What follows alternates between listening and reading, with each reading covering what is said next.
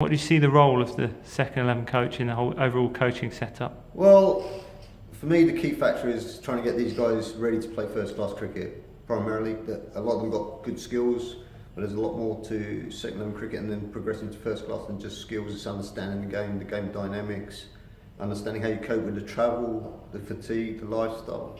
So there's a bunch of factors that go into making a first-class cricket, not just purely the bat and ball part of the game. And it's no longer a case you have a second 11 squad. We have a professional unit, 20 odd guys all competing for a spot in that first 11, and obviously 3 different formats too. Yeah, there's upward pressure all around the club really, and given where we finished in red ball and white ball last year, we're optimistic across all formats this year. So there are guys, we don't want to pigeonhole anyone, but there'll be guys who want to develop their white ball skills and vice versa with those with the red ball skills. And how does your work link in with the Kent Cricket Academy, which is obviously sponsored by Kent Reliance and brings through quite a few cricketers for you to look at? Yeah, we're very fortunate to have sponsors like Kent Reliance on board and allow us the platform, if you like, to hopefully develop these academy lads to a position where some of them might play second 11 cricket this year. We're hoping that we can get 2 or 3 faces into the second 11. And what do you look for? I mean, I've often in the past with speaking to Simon Willis, it's not just a question of ability and skills, it's the off-field stuff, the soft skills, if you like, that you're looking for in potential cricketers. Yeah, very much for me. It's the package it makes up. It's not just the player, it's the person as well, the character.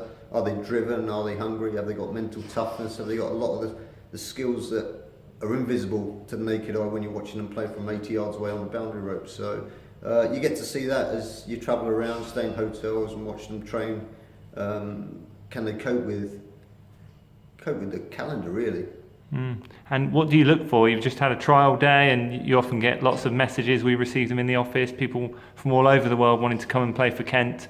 What is it that makes for you a potential first-class cricketer? Well, when you're talking about trial days, the obvious thing there is we can only see their skills, the soft skills as you refer to them. They're the stuff that come through being around them a bit longer. So initially it's can they bat, bowl and field, the 3 obvious disciplines, but beyond that it's can they come back in the second and third spell if they're seamers, if they're batsmen, have they got the ability to bat for 3 to 4 sessions? You know, it's not showing us flashes for 20 minutes, it's actually, can you actually go and bat for 115 overs and get a big score, a match-winning score?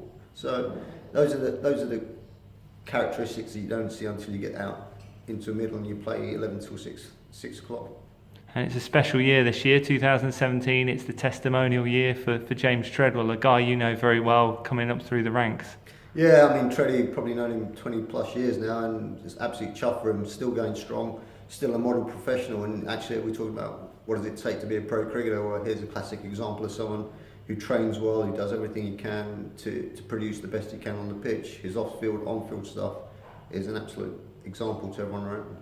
And talking a little bit about the guys kind of coming up the rails, you've got obviously a couple more spinners on the professional staff, Adam Riley and Imran Qayyum, and a number of prospects in the academy. So what do you think it is that Kent over the years, have yourself included, had a rich vein of spinners? I don't know, but certainly I think that the game's changed even in the short time I've been retired. I think it's a much tougher life as a spinner now.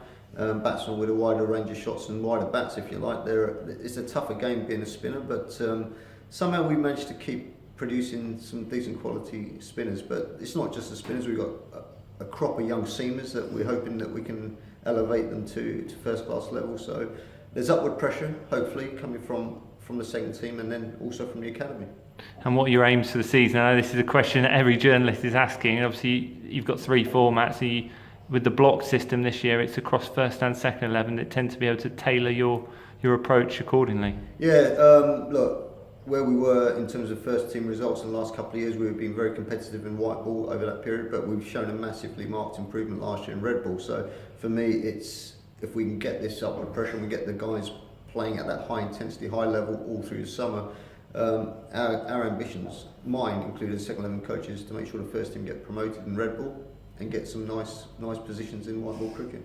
And for the second 11, I guess it's more of a long-term aims rather than being judged on the results here and now. It's the development for potential cricketers to go up into that first 11. Yeah, it's a balance between winning and development for me. You know, a winning season might be the fact you've ended up with 3 guys that have cemented first team spots out of the second 11. That could construe a winning season as well as say winning the second 11 championship. So development is as big a part of the second level as it is the results. Every game we play to win, but ultimately what we're trying to do is get the guys to understand what it takes to win at the next level up.